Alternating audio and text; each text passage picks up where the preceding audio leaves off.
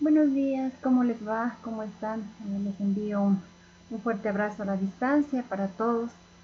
Eh, Quiero informarles que para la clase de hoy vamos a analizar este video explicativo sobre lo que serían los problemas de aprendizaje leves, en especial el estudio y definición de los grupos de problemas escolarizados. La razón por la que no puedo asistir el día de mañana pues es porque tengo una calamidad doméstica. Tengo que viajar a la provincia del Carchi. Eh, Falleció mi abuelita, quien fue como mi madre también, pues, y esa es la razón por la que voy a hacer la clase de manera sincrónica. Usted tiene la obligación de analizar, de mirar detenidamente desde su comodidad de su casa en cuanto a lo que sería el estudio de los problemas, sobre todo de grupos de problemas en lo que es el nivel ya escolarizado. ¿Sí? Entonces vamos a ver un poquito más de manera general y al final también voy a explicar la tarea que se va a realizar o directamente estará pues cargada en la plataforma. ¿Sí? Quiero recordarles una vez más que no olviden que ustedes tienen que estar al día en los pagos para el siguiente fin de semana, que ya se acerca la prueba de la primera parcial, que sería el 21 de febrero. Por favor, estar pendientes. Luego tenemos muchos problemas y los estudiantes que no pueden cancelar o no cancelar a tiempo, pues no tienen opción de participar y su nota será de 0,1, lo cual le va a impedir o le va a bajar bastante su promedio. Así que por favor, tomar en cuenta eso, se les están anticipando con el debido tiempo para que usted tenga presente y solvente cualquier situación que tenga también con respecto a lo que sería el pago de matrícula, el pago de enero, el pago de febrero, que en algunos casos, algunos estudiantes todavía no lo han cancelado. Eso nada más como indicación, así que vamos a continuar con lo que sería pues este tema, ¿sí? Vamos a ver los problemas o dificultades de aprendizaje. En cuanto a las dificultades de aprendizaje, están relacionadas con las diferencias individuales, es decir, con cada característica de los niños o de los estudiantes, ¿no es cierto? Depende del ritmo de aprendizaje, depende del estilo cognitivo del niño y también de la motivación o interés que cada estudiante tenga en cuanto a su aprendizaje. ¿Sí? Estas diferencias individuales para aprender pueden generar problemas de aprendizaje si no son tomadas en cuenta con anterioridad por los docentes. Es importante por eso estar atentos en cada momento a ver si el niño presenta alguna dificultad de aprendizaje. Y también pues considerar ya algunas medidas, algunas estrategias, algunas técnicas, algunos métodos apropiados que pueda más que nada hacer frente a esta dificultad, ¿sí? Que pueda mejorar su aprendizaje, que pueda motivar si fuese el caso. Si no lo hacemos, ya podemos ocasionar o sería directamente el problema. No se quedaría como una dificultad, sino se ocasiona ya lo que es los problemas de aprendizaje. En cuanto a los problemas de aprendizaje, es el trastorno en el rendimiento de cada niño, de cada persona, en las áreas de lectura, cálculo, expresión escrita. Estos problemas interfieren significativamente en el rendimiento académico, en todo su periodo académico, desde que inició. ¿Sí? Y obviamente, pues vuelvo a repetir, si no interviene, si no hay una intervención adecuada de parte del docente, pues lamentablemente esto será progresivo. Suelen ir asociados a un bajo autoconcepto y autoestima. Ya habíamos hablado en las otras clases de lo que se significaba la autoestima, ¿no es cierto? De las causas, de los síntomas de los problemas de aprendizaje. También escasas habilidades sociales y alta tasa de abandono escolar. Eso conlleva los problemas de aprendizaje, ¿sí? Definitivamente, pues ya nosotros podemos notar que en un nivel más alto, hasta bachillerato, qué sé yo, hay una deserción escolar. ¿Por qué? Porque ese estudiante no puede vencer ese problema de aprendizaje, no puede pasar, se estancó ahí. Y tanto el docente o como padres de familia, pues no le guiaron, no estuvieron presentes, no estuvieron con él con métodos adecuados, entonces también va a presentar ya lo que sería la deserción escolar. Definición de problemas de aprendizaje. Usted tiene que conocer muy bien este concepto.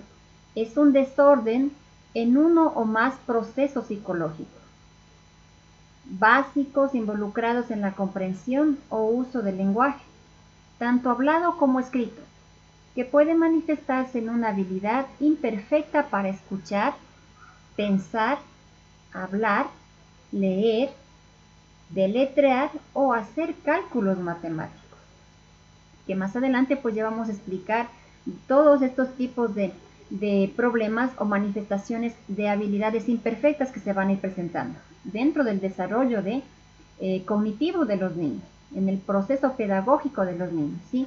Entonces no olvide que problemas de aprendizaje son desorden en uno o más procesos psicológicos básicos, involucrados en la comprensión o el uso de lengua hablada o escrito. Pueden manifestarse en ¿qué? En la habilidad imperfecta para escuchar, para pensar, para hablar, leer, escribir, deletrear o hacer hasta cálculos matemáticos.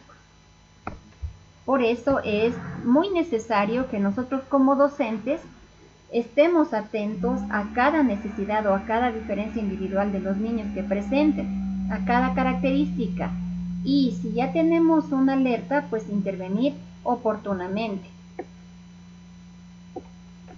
Un problema de aprendizaje puede causar que una persona tenga dificultades aprendiendo y usando ciertas destrezas. ¿Sí? Mire, un problema de aprendizaje puede causar que una persona tenga dificultades para aprender, aunque ya use algunas destrezas, aunque ya tenga desarrollado algunas destrezas. Por ejemplo, si hablamos del proceso de lectoescritura, ¿sí? El niño en su iniciación, en el nivel inicial, desarrolló muy bien la motricidad fina. Muy bien, estuvo muy motivado. Este sería como un requisito, un prerequisito para el proceso de lectoescritura. Pero va al siguiente nivel, ya cuando está en primero o segundo de básica, pues las destrezas que son afectadas con mayor frecuencia son, vamos a notar la lectura, ortografía, escuchar, hablar, razonar y lo que sería la matemática. Entonces, ¿qué pasa aquí? Por más que nosotros como docentes desarrollamos cierta habilidad o la habilidad de la motricidad fina o lo que sería la lateralidad también estaba muy bien desarrollado, pero algo nos hace falta. Encontramos una causa, la causa principal, que es la autoestima del niño o quizá el factor social, en donde interviene ¿qué?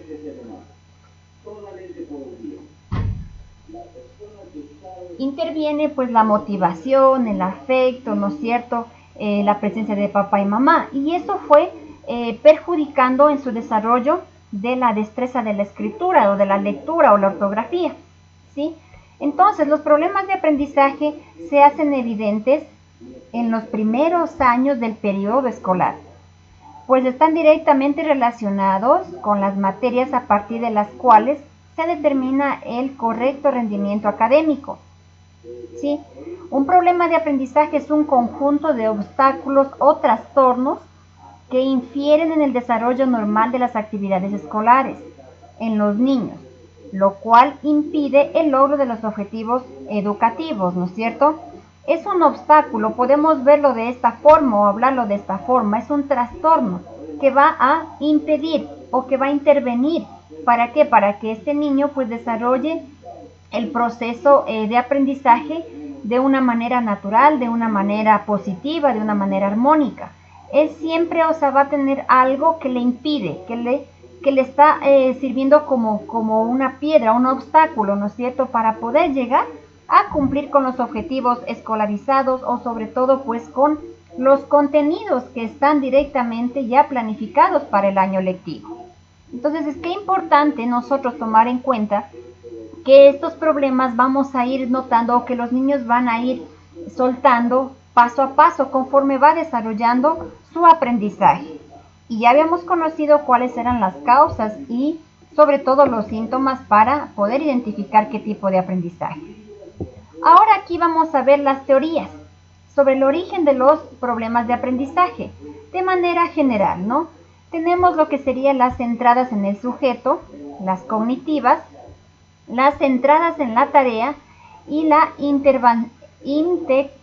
interacción de las variables. En cuanto a las entradas del sujeto, pues estamos hablando directamente de la neurofisiológica o de las neurofisiológicas, ¿sí? También tenemos lo que serían las genéticas, las lagunas de desarrollo y déficits perceptivos. En cuanto a las neurológicas, pues centradas directamente en el estudiante o en el niño, se refiere ya a su formación, ¿no es cierto? Más que nada, digamos, desde el nacimiento, qué fue lo que causó este problema o qué es lo que causó al momento de nacer, desde la gestación, de su desarrollo. Entonces estamos hablando ya si tal vez tuvo algún problema de malformación, sus neuronas, o al momento de nacer se estaba pasando, como habíamos hablado en algún caso, y le faltó el oxígeno. A eso se refiere las que están centradas directamente en el individuo o en la persona. Las genéticas también podríamos hablar y mencionar que algunos problemas de aprendizaje son genéticos y hacemos como esta comparación, ¿no es cierto? A veces decimos que los papitos eran así, ¿no? El papá de él siempre estuvo así, hasta del niño. Por eso yo no me espanto, por eso yo no me preocupo, porque definitivamente el papá era así. Él no podía escribir hasta grande, hasta que ya fue grandecito y ahí ya. Entonces es como genético también, un tanto por ciento. Las lagunas de desarrollo pues prácticamente sería todo su proceso de desarrollo, desde que inició, por decir, a la etapa de educación inicial, ¿no? Tuvo un proceso que tal vez no fue muy positivo y ya va presentando unas lagunas en cuanto a su memoria, en cuanto a su desarrollo, en cuanto al lenguaje, y también los déficits perceptivos, déficit de atención, que ya fue diagnosticado, problemas como hiperactividad o trastornos de falta de atención. Todo ese tipo pues son centradas directamente en el niño. En cuanto a las teorías cognitivas, se menciona que son unas pues a través del ambiente, del entorno, las ambientalistas, ¿no? Se las conoce con ese nombre. Es decir, pues a través del ambiente también influye el entorno donde el niño se desarrolle, su cultura, sus tradiciones. Podemos hacer una comparación un poco simple o práctica en donde nosotros vamos a darnos cuenta si solo mencionamos una zona rural y una zona urbana, en donde pues la zona urbana, centro de Ibarra, por decir, todos los niños tienen acceso al internet, tienen su computador, su cuarto de estudio, ¿no es cierto? Bueno, no todos, pero la mayoría, hablemos así. Pero si nos vamos ya más lejos y nombramos a la parroquia de la Esperanza, que es una zona urbana, incluso como más conocidos como de la etnia indígena, que los padres de familia pues no tienen ningún nivel de educación, no llega la señal, no tienen internet, no tienen acceso a ningún dispositivo, computador, celular. De hecho se les dificulta y entonces pues obviamente va a influir este aspecto, ¿no es cierto? Luego va a presentar un problema de aprendizaje aquel niño. ¿Y qué tal si ya pasó toda la primaria en el campo? Sí, en la zona de la Esperanza que les menciono, que es una parroquia muy lejana de acá, para Ibarra. Entonces él llega ya a lo que es primero de bachillerato al colegio acá Ibarra, porque allá no hay, y baja y ya va a presentar ahí, pues va a mirar que sí tiene algún problema de aprendizaje, porque esto afectó en cambio los de estudiantes del centro de Ibarra, pues todos tienen acceso al internet, entonces ellos están actualizados, para ellos no hubo ningún problema. Eso se considera también como una teoría del origen, pues la ambientalista, ¿sí? Que sería cognitiva. Y también en estas cognitivas influye lo que serían factores familiares, escolares, sociales y socioculturales, relacionados a tipo de familia en la que se desarrolla el niño, ¿sí? El lugar también de estudio, la institución, y pues también ya lo que serían las culturas. Hablamos de las teorías que están centradas en la tarea. Aquí sería ya lo que es el proceso de individualización, secuenciación y evaluación. Si nosotros como docentes pues tomamos en cuenta este tipo de tareas, también influye en el desarrollo o en presentar algún problema de aprendizaje en los niños.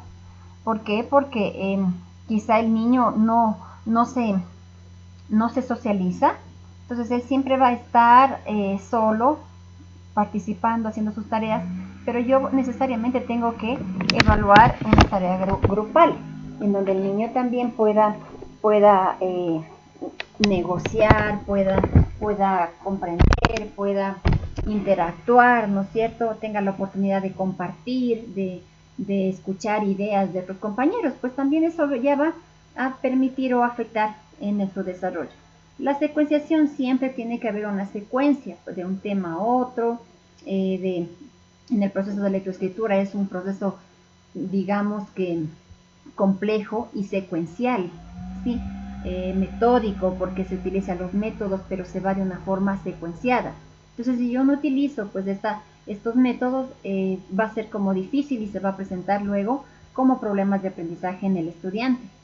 Y por último, la evaluación también está centrada en lo que sería una teoría que dice pues que depende de la evaluación, de cómo el docente evalúa, si también se interviene en lo que sería la autoevaluación, en donde permitimos que los niños mismos evalúen su trabajo o se evalúen entre compañeros y damos la oportunidad y escuchamos de que desde el inicio sean estudiantes participativos y críticos, ¿no?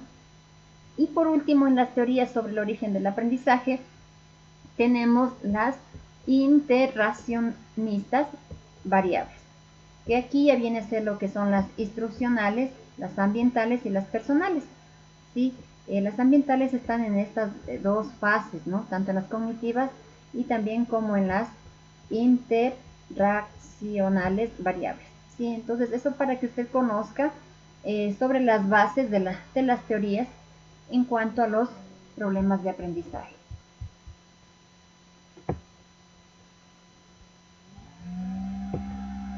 Seguimos con las causas de los problemas de aprendizaje. Como refuerzo, porque este tema ya habíamos mencionado, pues existen también este tipo de causas que serían las madurativas, las caracteriales, las pedagógicas y motivacionales. En las madurativas encontramos insuficiente desarrollo psicomotor, ¿sí? Es decir, pues el niño desde su nacimiento, porque el desarrollo psicomotor son etapas que conforme va desarrollando el niño va a ir también más que nada notando su avance, ¿no? Su crecimiento. También tenemos lo que es la lateralidad, deficiencias en el desarrollo del esquema corporal, de las capacidades perceptivas motrices, retardos en el desarrollo del lenguaje y alteraciones del desarrollo neurológico. Mire, si el niño prácticamente no tiene una madurez, hablemos de manera general, pues el niño va a presentar un problema de aprendizaje, ¿sí? El niño no está preparado, específicamente en el proceso de lectoescritura. Un ejemplo, No requiere, aquí no vamos a hablar, no, es que en primero de básica tiene que el niño aprender a leer y escribir, y sale porque sale con esas habilidades. Como ya tiene 7 años, pues esto ya, y estos contenidos son para esta edad, pero depende este proceso directamente del grado de maduración del niño. Es decir, si el niño desarrolló todas estas habilidades, como les dije antes, en lo que serían los prerequisitos en educación inicial, lateralidad, y nosotros conocemos muy bien qué es el esquema corporal, lo que sería coordinación, sobre todo estimulación del lenguaje, ¿no es cierto? Entonces, la habilidad motriz, motricidad fina, motricidad gruesa, equilibrio, ¿sí? Percepción visual, auditiva, todo eso son prerequisitos para el aprendizaje, para todo el aprendizaje de manera general. Yo les hago el ejemplo en lo que sería la lectoescritura, ¿sí? Que si el niño definitivamente no desarrolló todas estas habilidades, no está maduro, no está preparado para este proceso. No depende de la edad cronológica, sino más bien, vuelvo a repetir, de la madurez, sobre todo neurológica, que el niño haya desarrollado. En cuanto a las caracteriales, pues están en relación con los conflictos del niño, con sus coetáneos, padres, maestros, que originan situaciones y estrés, también ansiedad en el proceso de aprendizaje y condicionan el surgimiento de perturbaciones psicológicas. Es decir, pues aquí va a influir la relación o los conflictos o la forma de vida o el estilo de vida que lleva tanto con su familia y también la comunicación que tiene con los docentes, ¿no? Esto es lo que va a permitir originar una causa. Si no hubo desde el inicio, con el docente no hubo empatía, no, como a veces decimos, no me cayó bien, es que es un molestoso, es que es esto, y le van etiquetando de esa manera y le van aislando. Entonces esto ya va a intervenir y luego va a ocasionar un problema de aprendizaje. ¿Por qué? Porque no va a tener la atención debida, no va a tener la motivación adecuada y pues ahí va a condicionar realmente su aprendizaje. También tenemos lo que serían las causas pedagógicas, que precisamente es que enseña inflexible. Esta es una enseñanza de manera inflexible para que ocasione un problema de aprendizaje, ¿no es cierto? Cuando el docente dice, se tiene que hacer de esta manera y te dije, ya te enseñé y se acabó. Si nosotros ya conocemos que el currículo de educación inicial dice que es flexible, que la educación inicial o la educación de los niños ahora es flexible, donde el niño, el estudiante es el autor del aprendizaje. Pero si nosotros somos inflexibles, tenemos una metodología rígida, aplicada para todos los estudiantes por igual, sin tener en cuenta las particularidades o las individualidades o las vías de acceso que tiene cada estudiante. A mí no me interesa si usted tiene internet o no. Simplemente tiene 0 porque no envió a tiempo su tarea. En el caso de esta temporada, ¿no es cierto? Tal vez ustedes tuvieron la oportunidad de mirar un video que circulaba por las redes de un docente de la Universidad Central. Quizá tuvieron la oportunidad de ver, y si lo encuentro les comparto al grupo para que ustedes analicen qué tipo de docentes también encontramos en las aulas, y no solo en el nivel inicial, en todos los niveles. Le ofende muchísimo al estudiante, es muy atrevido, muy abusivo realmente, y eso se cuestionó mucho. Creo que hoy ya él mismo voluntariamente renunció porque ya tenía algunas denuncias sobre su forma de tratar a los estudiantes. Entonces, ese tipo de enseñanza va a ocasionar problemas de aprendizaje, quiera o no, en los estudiantes, ¿sí? Entonces, tomar en cuenta, pues, el rol, el papel del docente realmente es fundamental y tenemos una gran labor, una gran responsabilidad. También el diseño de objetivos ambiciosos sin tener en cuenta las potencialidades de los alumnos, de los estudiantes. Únicamente yo quiero conseguir este objetivo, esto me planteo para este tema, y el que llegó, llegó. Yo voy a hacer mi trabajo, mi planificación está hecha, les voy a dar todas las oportunidades, que busquen información y punto. No debemos plantearnos nunca objetivos ambiciosos, que quizá no consideremos que tenemos un grupo de estudiantes homogéneo, ¿no es cierto? que no todos son iguales, que no todos van a aprender de la misma manera.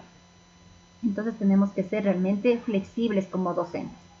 También la selección de métodos, medios y evaluación de la enseñanza en relación con las particularidades de los sujetos que aprenden. ¿Sí? Es muy importante que usted y yo como docentes seleccionemos la metodología y estrategias adecuadas. Y no solo eso, sino también la evaluación en cuanto a las competencias, y eso siempre recalcado. Si el niño es puntual, si el niño es educado, si el niño saluda, si el niño es aseado, si el niño es ordenado.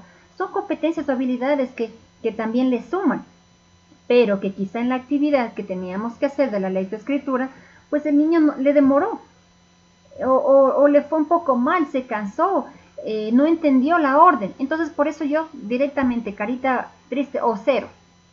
No, pues porque yo tengo que analizar sus cualidades, sus competencias. Entonces quizá le doy la segunda oportunidad, le pregunto qué pasó, por qué te hiciste de esta forma, no sé cuál fue su dificultad, y luego de eso yo voy a hacer una evaluación. ¿Sí? Y por último tenemos otra causa, pues lo que sería la motivación. Los psicopedagogos plantean que la insuficiente preparación de la motivación familiar y adaptación del niño al proceso escolar puede provocar inadaptación escolar.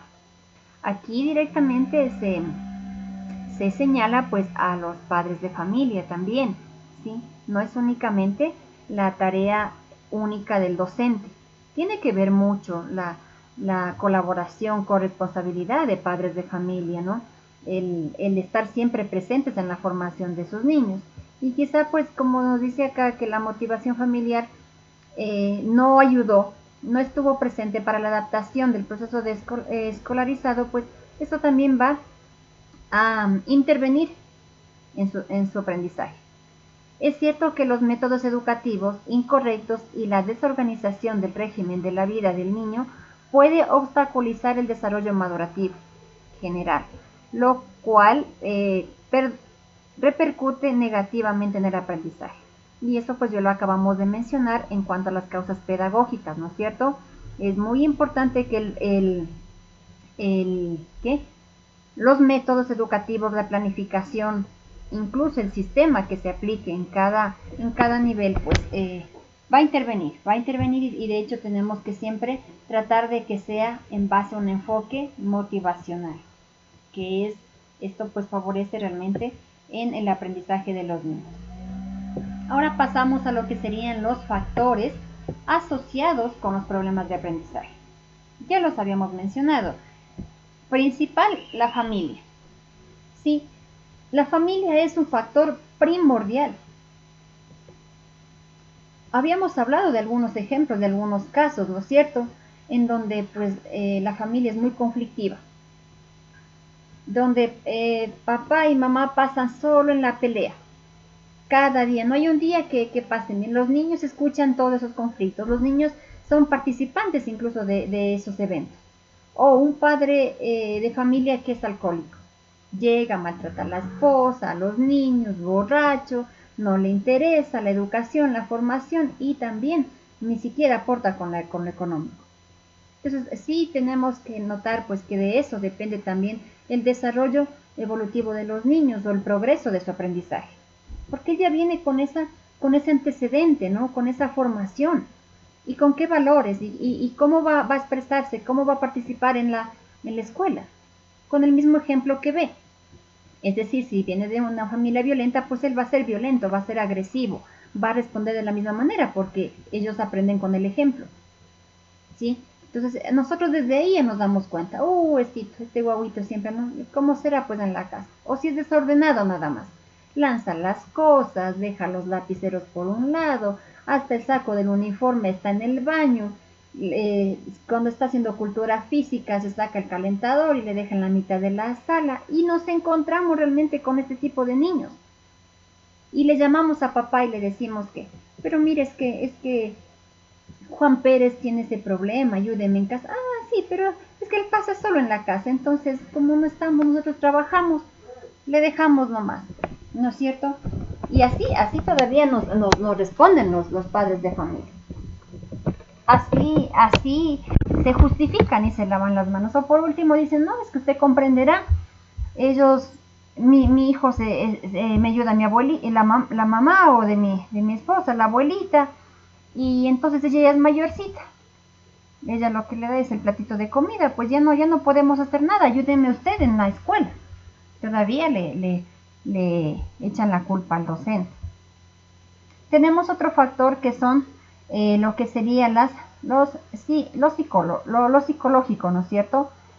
Cómo el niño también asimiló una etapa, cómo el niño puede socializar, cómo el niño se comunica, si es expresivo, si es tímido, si quizá le dificulta la expresión. Un factor psicológico individual también puede afectar en lo que sería su rendimiento escolar. Y por último, las institucionales, las instituciones educativas, para rematar. Juan Pérez viene de una familia conflictiva, viene de una familia donde no existe el diálogo, el afecto, más bien solo el maltrato. Entonces ya va presentando problemas psicológicos, él solo no sabe cómo canalizar todo lo que está pasando, no entiende, pero sigue ese ejemplo. Y por último, pues se remata en la institución, donde la maestra le etiqueta de eres malo, no puedes, eres siempre el desordenado, nunca haces caso, siempre vas a ser el peor, y empezamos rematado ese pobre guagua, ¿no es cierto? Luego a futuro pues ya va a presentar algún tipo de problemas de aprendizaje o trastornos dentro de lo que sería ya la escolaridad. Vamos a hablar de los factores familiares e institucionales. En cuanto a la familia, pues las características del núcleo familiar son los intereses de los padres de familia en el desarrollo académico de los niños. Y aquí podemos observar algunos ejemplos como serían el divorcio, conflictos o violencias intrafamiliares e interacción del niño con sus padres. Claro, ¿no es cierto? Los divorcios, pues este tipo de situaciones también afectan muchísimo al niño sí, y más aún en su proceso de escolarización, pues es cuando ya va el niño a sacar a flote su problema, su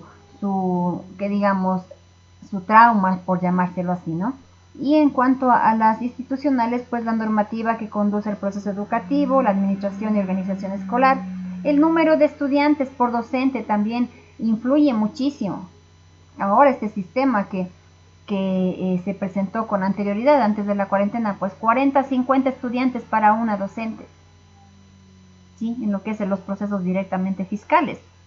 Es que no hay más, ya no hay cupo, y con la unificación de las aulas y esto de las escuelas, se llegó a ese extremo, donde ni siquiera la docente puede pasar mirando los trabajos, no puede mirar o no puede utilizar toda la sala o el salón de clases porque está copado con estudiantes, con los pupitres, y apenas tiene su escritorio para nomás de estar ahí y tratar de dar la clase. Y cómo por ejemplo evalúa, cómo por ejemplo la docente trabaja con 45 estudiantes en un aula y hace que todos lleguen a alcanzar los objetivos.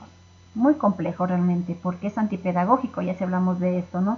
También la indisciplina de los estudiantes, y aquí mismo pues van de la mano. Si ya tenemos un grupo numeroso de estudiantes de 40 a 45, no vamos incluso a poder trabajar con una disciplina asertiva, que si ya vienen estos niños con malformaciones, vienen con agresividad, vienen estos niños con problemas psicológicos, pues va a haber indisciplina, y eso peor va a ser un incidente, un indicador que luego van a presentar problemas de aprendizaje. Y por último, pues ya también otro se lo considera como ausentismo de los estudiantes, donde los estudiantes realmente no les interesa, no desean continuar, y de hecho pues están por obligación en un aula de clases. En cuanto a los factores sociales y psicológicos, como ya hemos mencionado, pues pueden ser lo que sería ya la marginación, deprivación sociocultural, extrema pobreza. ¿Sí? Esto también influye. ¿Sí? A veces, como decimos, no, es que el bullying ahora es más conocido. El bullying, le hacen bullying a mi hijo, porque él es así, él es el otro, se acabó. Factor social, ¿no? Y luego psicológico, porque todo eso se une, el niño va a presentar ese tipo de problemas. Falta de relaciones interpersonales con niños de su edad, también problemas de maltrato, negligencia o abuso. Sí, eso también es fundamental en lo que sería el aprendizaje de los niños, interviene muchísimo en eso. ¿Sí? Tomemos en cuenta, nosotros, como les dije en alguna ocasión, no sabemos qué es lo que le pasa al niño, qué trae desde su casa, de su formación, y a veces únicamente nosotros nos enfocamos en los aprendizajes, en los contenidos, sin dar prioridad realmente a los factores psicológicos o sociales, o podemos llamar internos, que están afectando a ese niño, ¿no?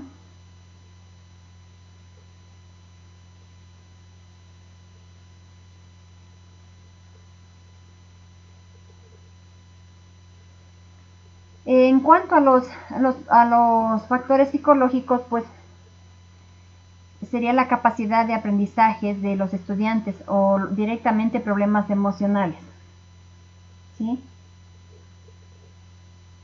Falta de comunicación entre los padres y maestros, eso es otro factor, otro indicador, que realmente los padres de familia piensan que toda la tarea es únicamente del docente y simplemente le matricularon, le dejaron al inicio del año y van al final del año a retirarle con buenas notas y a exigir que por qué. El rechazo también y la desadaptación al ambiente escolar, la falta de habilidades sociales y el lenguaje oral.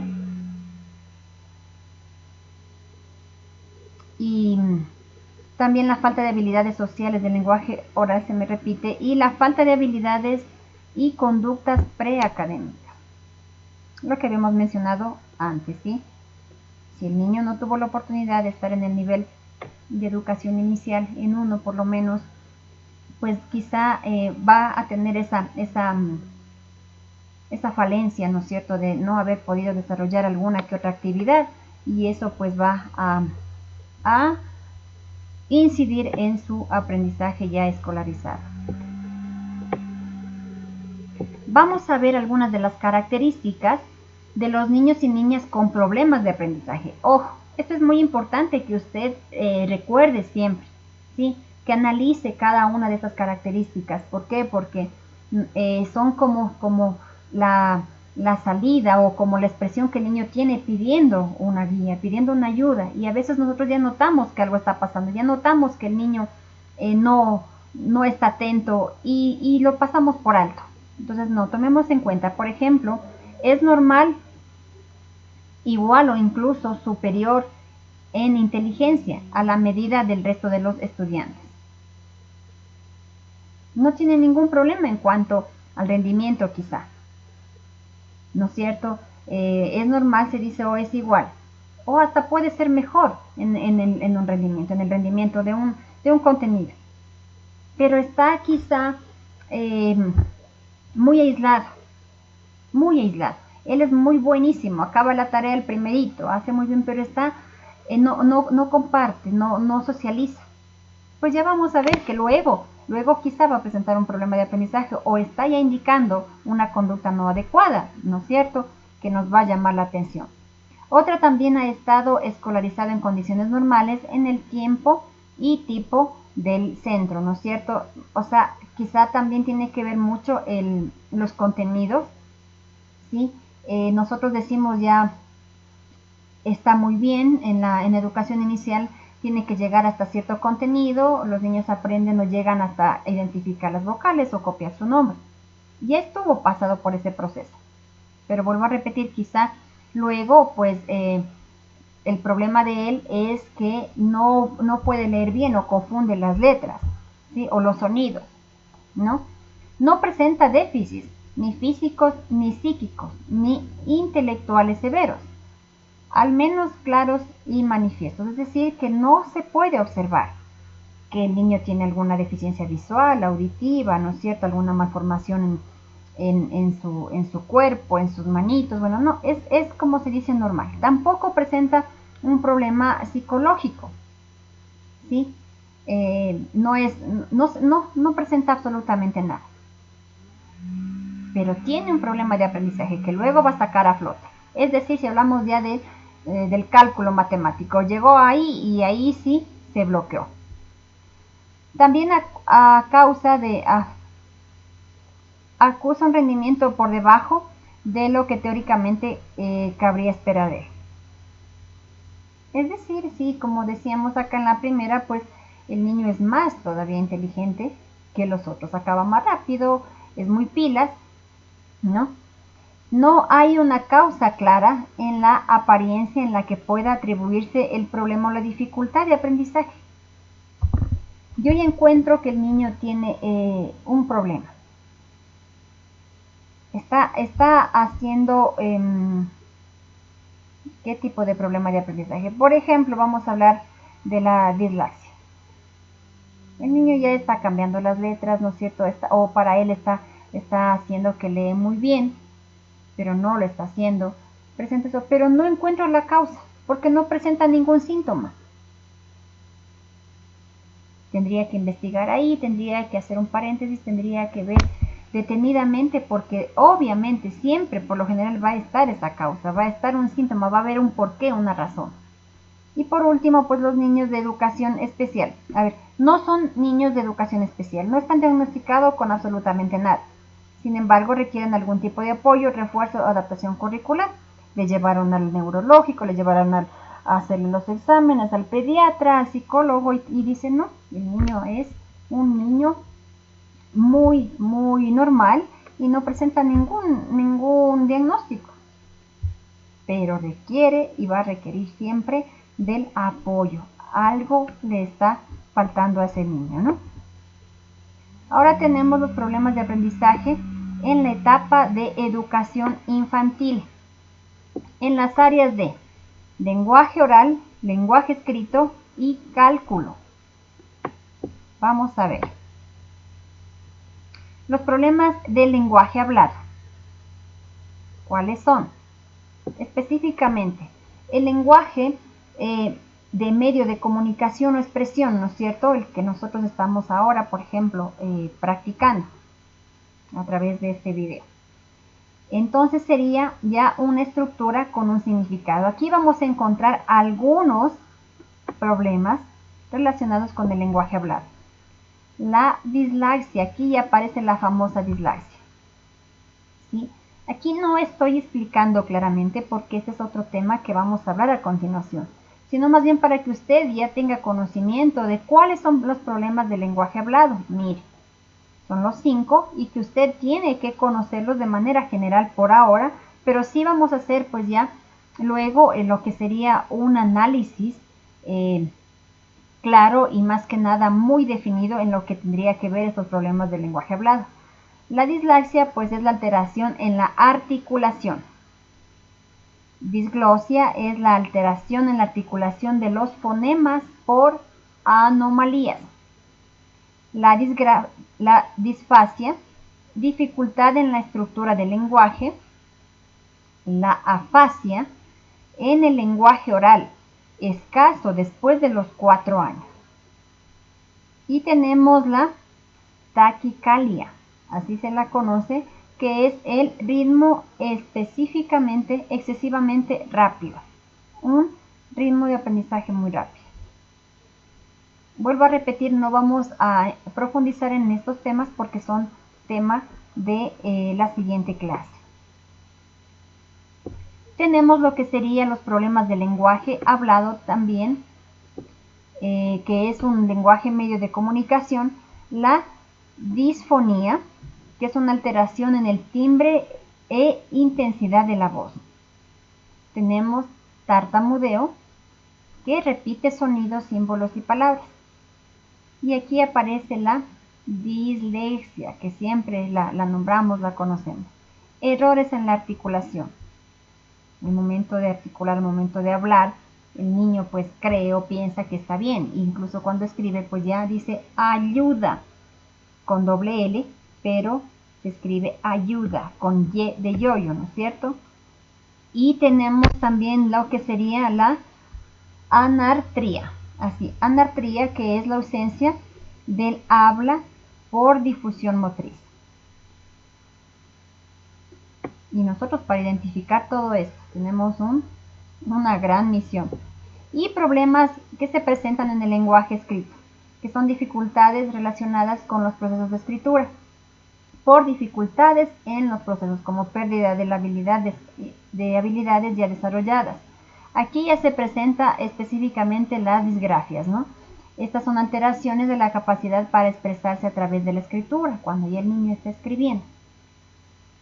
En lo que es el lenguaje, pues el niño va a hablar de otra forma, pero acá lo va a escribir de otra forma, confundiendo los sonidos, confundiendo las letras, confundiendo los símbolos, los rasgos.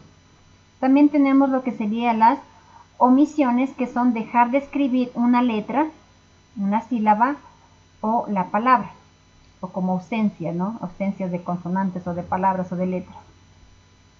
Tenemos las confusiones de letras orientadas, orientación simétrica. ¿Sí? Ejemplo, lee lo que escribe.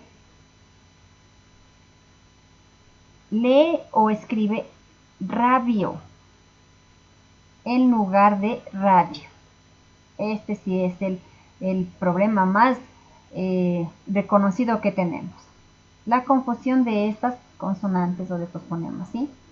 Y por último tenemos la disortografía, que son la presencia de errores gramaticales, que esto sí ya se va a ir presentando en unos niveles más altos de lo que sería la educación básica.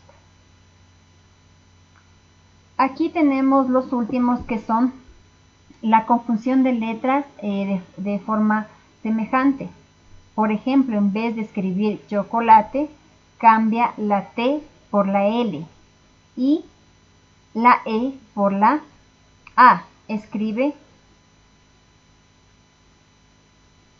chocotate y también va a pronunciar así, ¿no es cierto? O también escribe chocolate. ¿Sí? Entonces aquí va a confundir, o sea, las sílabas ya de forma secuencial. Conforme va la secuencia, pues va a confundir y va a quedarle este tipo de palabras o de escritura. La confusión de letras con sonido semejante.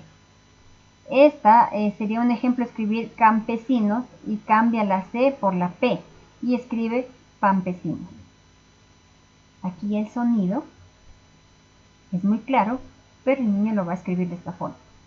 Y tenemos las transposiciones, que son el cambio de lugar de las sílabas y las letras en el sentido derecha, izquierda. Se escribe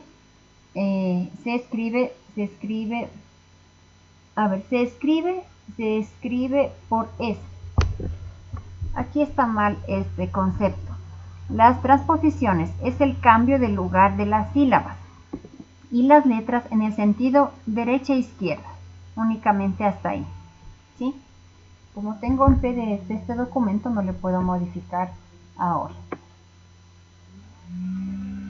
Los problemas del lenguaje escrito son dificultades relacionadas con los problemas específicamente de escritura.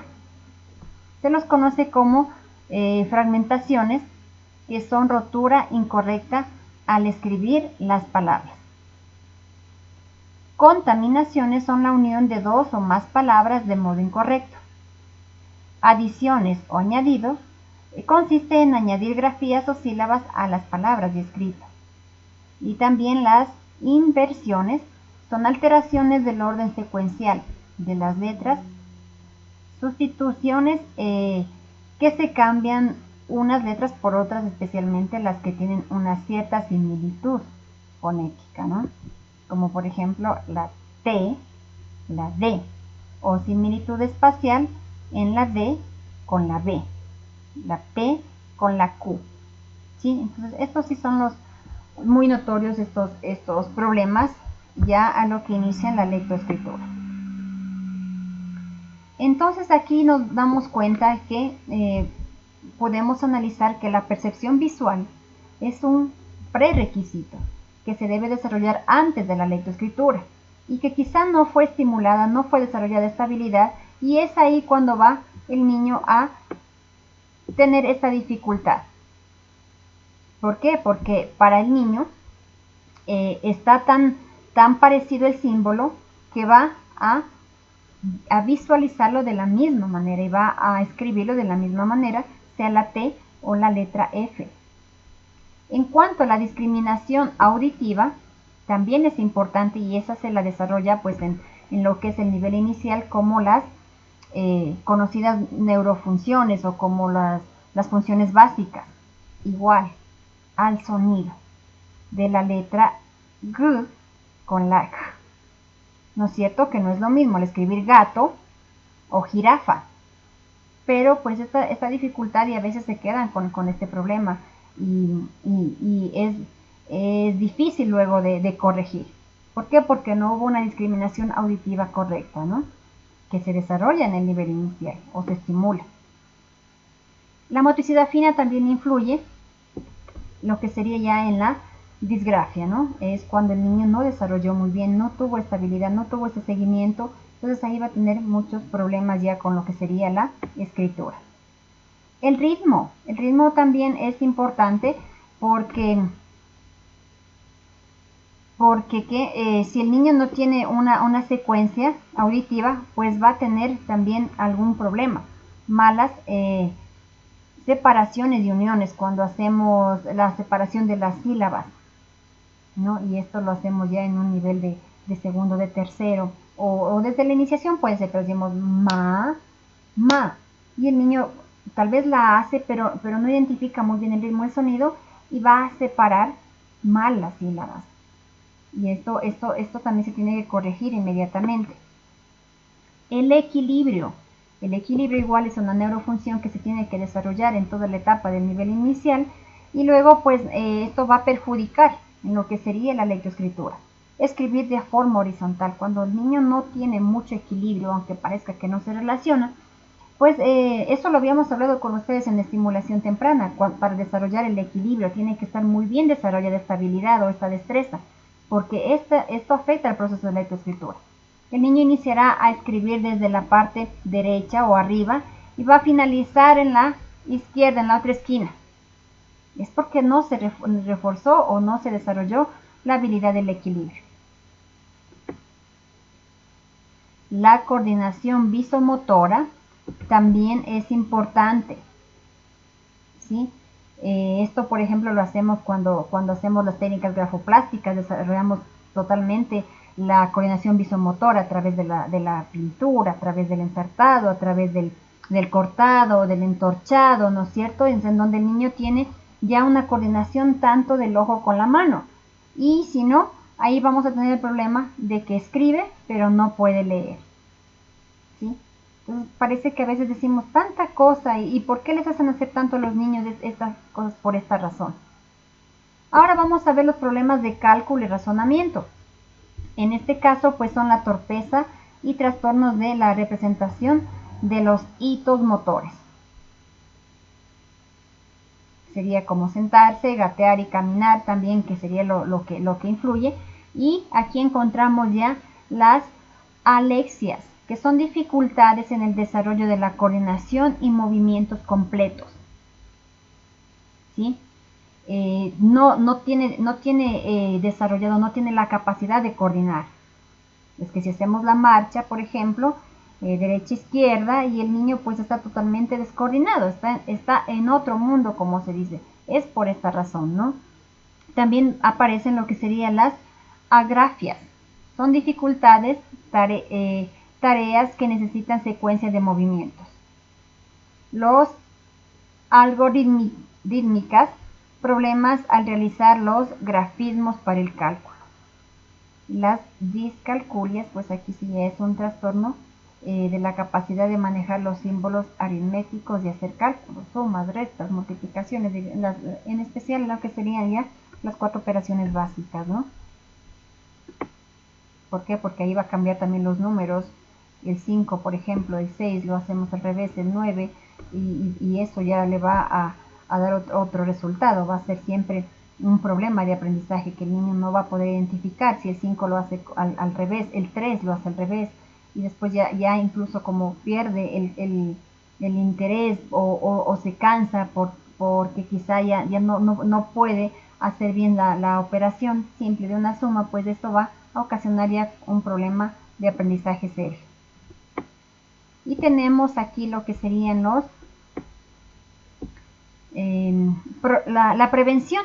¿Cómo prevenir los problemas de aprendizaje en la escolaridad? Primero, la flexibilidad para educar, su estructura y su organización a los cambios y necesidades y a diversas aptitudes e intereses personalizadas de cada niño. Flexibilidad, ¿sí? Tenemos que ser muy flexibles, muy tolerantes, muy pacientes y sobre todo pues una organización adecuada, y si se necesita hacer cambios se los tiene que hacer inmediatamente. También podemos romper la homogeneidad en el aula, es decir, el orden que siempre está establecido, ¿no? Yo lo voy a cambiar, lo voy a adecuar de otra forma, al mes siguiente voy a modificar, voy a hacer un círculo general, voy a hacer la unión de grupos. Esto también es importante y muy recomendado para motivar a los estudiantes y prevenir sobre todo los problemas de aprendizaje. La equidad para garantizar una igualdad en oportunidades de calidad para el pleno desarrollo. Siempre ser iguales, siempre mirar a todos con la misma manera, siempre estar atentos con todos, dar la oportunidad a que todos participen, a que todos tienen capacidades, a que no hay uno que es menos ni uno que sea más que nadie. También el actuar como elemento compensador de las desigualdades personales y sociales. Y por último, la autonomía de los centros y profesores para adecuar las enseñanzas a las características del entorno de todos los estudiantes, ¿sí? Es muy importante el ambiente en el que se desarrolle, la armonía, y también pues que todos puedan ser parte de este aprendizaje a través de la comunicación y el compartir. Tenemos la prevención de los problemas de aprendizaje, que serían de forma primaria, secundaria y terciaria. En la primaria consiste en que el establecimiento de medidas dirigidas a toda la población escolar, y el objetivo es evitar que las dificultades hagan su aparición. Ha de ser intencional, planificada, sistemática, tomando en cuenta siempre el entorno de los estudiantes. Tiene que darse prioridad a las necesidades de cada estudiante, ¿sí? Sobre todo planificar, una buena planificación, y sobre todo pues que sea muy intencionada, que yo quiero evitar este tipo de problemas. Voy a hacer una planificación muy flexible, voy a hacer una planificación muy significativa en base a experiencias de aprendizaje, o también en base a las vivencias de los niños, dando oportunidad a que desarrollen este aprendizaje de una manera significativa y motivacional. En cuanto a la prevención secundaria, establecimiento de medidas para intervenir en un problema, ya que apareció, ya encontramos el problema. Pero ahí inmediatamente yo tengo que establecer una medida muy adecuada, ¿no es cierto?, tomando en cuenta la edad, las características o necesidades de los niños, y minimizar sus consecuencias, es decir, tratar de, podríamos decir, de estancar ese problema, de que se corte, de que no avance.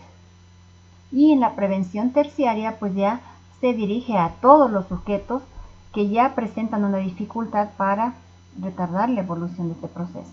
Es decir, nosotros ya tenemos un diagnóstico, ya sabemos que un niño presenta este tipo de problema de aprendizaje, entonces yo necesito intervenir igual y retardar esta evolución, que ya no avance, ¿no? Intervenir inmediatamente con todos los estudiantes que ya están diagnosticados con un tipo de aprendizaje, y buscar ya una adaptación curricular adecuada. Tenemos a continuación el diagnóstico. El diagnóstico puede ser temprano, global y analítico, diferencial o implicador. En lo que sería el implicador, pues están del ámbito familiar, del ámbito médico y del ámbito escolar. ¿Sí? Entonces siempre es importante tener un diagnóstico.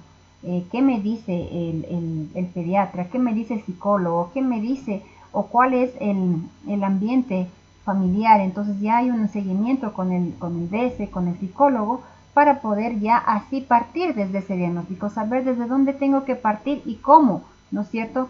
¿Cómo puedo hacerlo de mejor manera?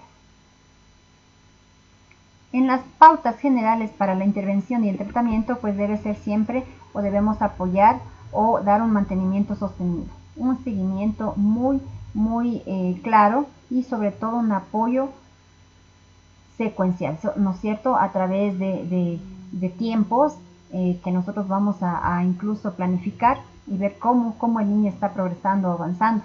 También es importante un diagnóstico temprano. Antes de, podemos realizar un test, podemos realizar una prueba de funciones básicas y así ya determinamos o tenemos ese diagnóstico temprano que impida su evolución o el desarrollo de problemas a futuro.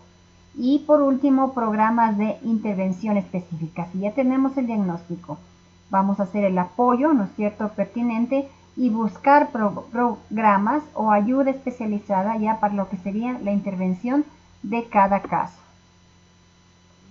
En cuanto al proceso general de intervención, tenemos un diagnóstico temprano, ¿no? Esto sí ya dijimos, pues tiene que ser lo más rápido. Debe centrarse en la dificultad específica, directamente en cuál es la dificultad que el niño está presentando. Ha de ser una intervención gradual y continua. Tiene que siempre haber un seguimiento, no únicamente ya tengo el diagnóstico, el niño sufre de esto, tiene este problema, voy a trabajar de esto al inicio y se acabó, al final del año me olvidé. Siempre tiene que ser gradual y continua y se debe trabajar con el estudiante a nivel del éxito, a llegar a cumplir los objetivos, a que alcance los contenidos, a que el niño no se estanque, ¿no es cierto? No ha de basarse tanto en el logro o resultados como en la mejora de los procesos cognitivos y debe estar apoyado en técnicas y recursos variados y motivacionales. Eso es fundamental. La actitud del maestro frente a las dificultades del aprendizaje. Ese es un tema que quizá a veces no nos gusta mucho hablar o no nos gusta tocar, pero en este caso es muy importante. Ha de contar en todo momento con la colaboración de los padres de familia.